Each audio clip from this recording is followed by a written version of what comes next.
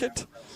A remote up here at Celebration Village, which gets kicked off here tomorrow. The proceeds benefiting Sanctuary Hospice. We're pleased to be here and be a part of that. Joining us now, Steve Holland, former member of the Mississippi House of Representatives.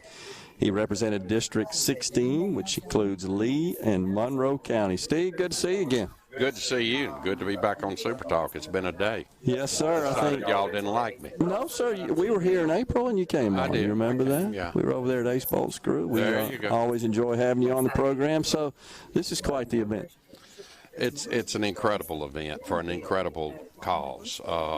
I'm just going out as chairman of the board of Sanctuary Hospice House, and when a group of wonderful ladies came up with this concept some 16, 17 years ago, I was able to write legislation that allowed this and allowed payments for our cause here. And we built, I think, the second freestanding hospice house in Mississippi, right here in Tupelo. And it is just a gift from God to our people up here. My father went away there. I'm in the funeral business, you know, so I hear a lot about it. I got ribbed a little bit by somebody that said it's pretty interesting that the chairman of the board of a Sanctuary Hospice House is also the undertaker locally. But there is no connection, except I buried about 40 souls for nothing that died there without money.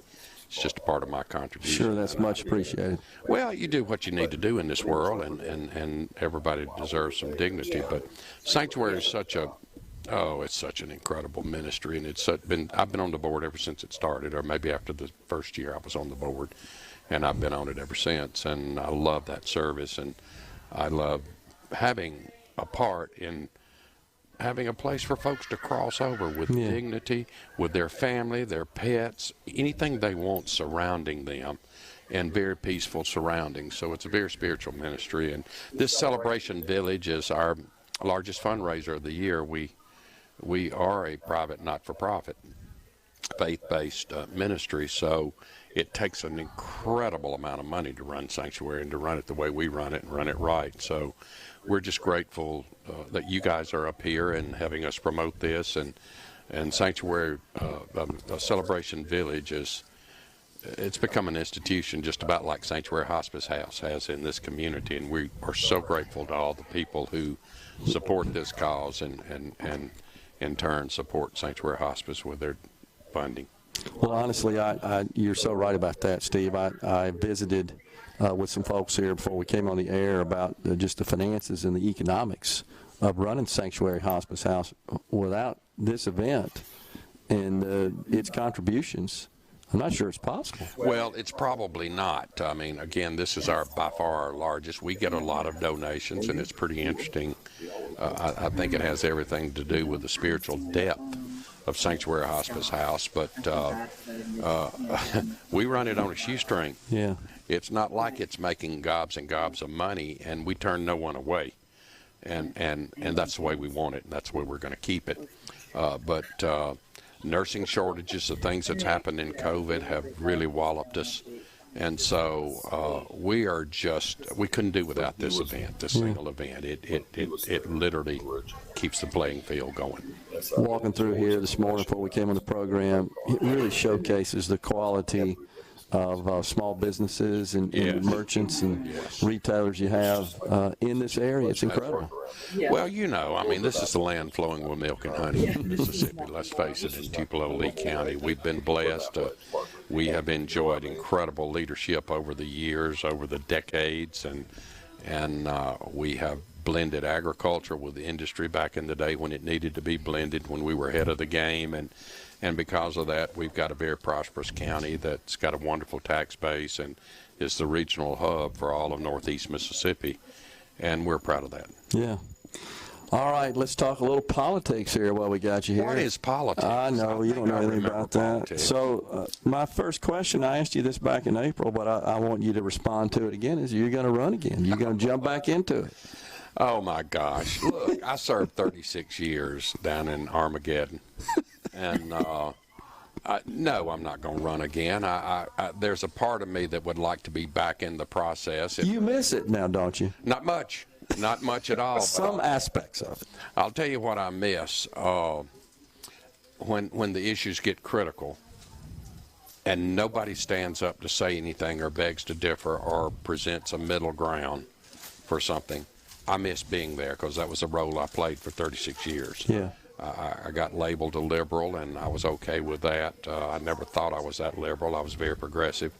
But I was a bridge builder in my years, and nobody's building bridges now. We're just separated by this scorched earth, burn politics to the right or left, and nobody goes to the middle ground. And I don't see any rising star down there that wants to go to the middle ground. So I miss that part of it. But to miss a 185-mile drive every week to Jackson and not be able to drink the water when I get there, hell no, I don't miss it. So, all right, I got to tell you, your description there, I believe, is spot on. That both sides have kind of gone into their corners. There's really no interest. And Steve, this is at all levels of government. It's not just state government. It is from literally county, city government, all the way up to the nation's capital. Yeah. And it's the saddest discourse I've ever seen in my 67 years in politics. I never thought it would get here. Now, I'll tell you, Democrats ran the legislature in 1983 when I went there. But my God, we clawed each other's eyes out over policy. Yeah. We don't do policy anymore. It's top down. Everybody's told what to do. When these computers came to the legislature, I'm still with 3 college degrees computer illiterate, and I'm going to stay that way because by God, in the free enterprise system, I've made enough money. I can hire somebody to run my computer. But it is. I'm not available, by the way. Well, I appreciate it. I got somebody on staff, and they're doing a wonderful job. It's just awful. I mean, I can remember when the computer situation came along, and the leadership would put on all the desk how everybody would vote and who would speak, and that just, oh my God, that was worse than scratching a chalkboard to me. There's no vitality there anymore. There's nobody to differ. There's nobody to say, this will affect the poor folks, the working folks, this group of folks anymore. It's just whatever the leadership decides, that's what the legislature does. So I can't live with that at this age. I'm maturing out, and I'm a long way from an old man. I'm very vigorous physically, and I feel good except for about 7 knee surgeries in the last 14 years. There's nothing wrong with me that I know of.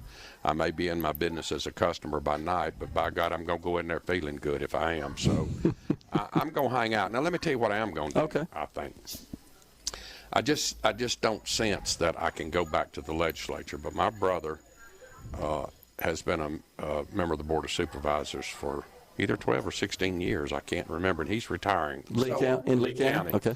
And I may offer for that. Okay. It's pretty interesting. When I started my political life, that's what I wanted to run for.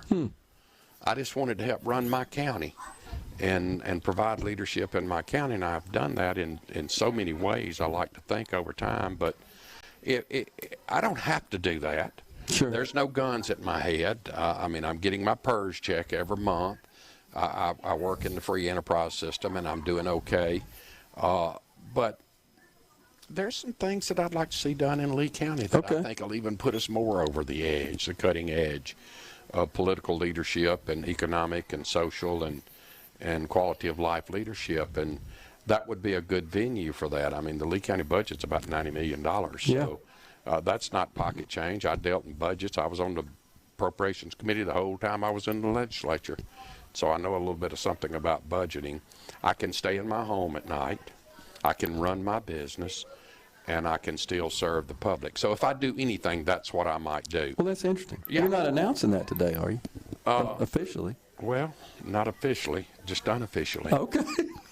Well, that'll work. We'll see what happens. I got you. I don't know. I lost my mother. It'll be 2 years Thanksgiving, and oh, how I've missed her. And I'm the only namesake left in the business now, and my business is a part of Steve Holland. It's the biggest part of Steve Holland. It's my ministry that I've had for 50 years, the 14th of May next year. And so I've got to make sure that it's guarded and protected, and I think the supervisor role would be the perfect fit for that. Okay. Any predictions about the midterms coming up? 20 days, less than a month. You thought about that? I'll tell you what. Nobody believes this, but a lady came in the funeral home yesterday, and she says, "Did you hear so-and-so on the news?" And I said, "Ma'am, I walked out of the Capitol in January of 2020, and I quit making news at that point, and by God, I hadn't watched the news. I don't know what's going on anywhere in the world. I just mind my business and mind my farm and I'm involved in so many civic things here. But no, I don't know what's going to happen in midterm. It's going to be pretty interesting. Again, people are confused politically. They don't like what they're seeing, but there's no middle ground for anywhere to go. So anyway. We shall see. Coming up pretty soon. Steve, always a pleasure having y'all. Appreciate it. Good to see you. Yes, y'all sir. Come back to Tupelo now and spend yes, a sir. little money. Steve Holland, former member of the Mississippi House of Representatives.